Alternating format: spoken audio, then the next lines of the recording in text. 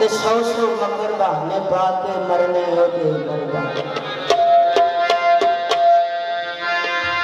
दीवानी अपने पीरो मुर्शिद के घर पे आई, लंगर खादे, चादर चढ़ाइया, करोलियां चढ़ाइया, अपन सिखिया सहेलियां दे नाल धमाल पान लगी। ते धमाल पांदिया पांदिया की होया, बोल पूछ कर दिया मेले फिर जागी लोग।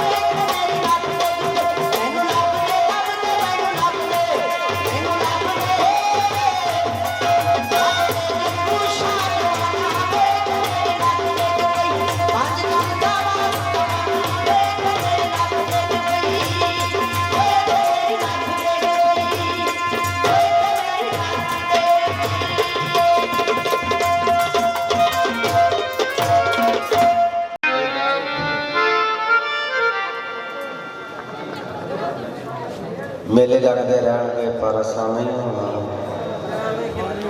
क्यों जग ऐसी एक थान जिथे सदा नहीं कोई बहता रह जांदियां ने यादां बंदा आप ते नहीं रहेगा इंशाअल्लाह फकीर तो फिर फकीर ही शाह में लिखा होंगे रहने मेले जग अंदर बाजो जानिया कदों सुहाए मेला मुरजो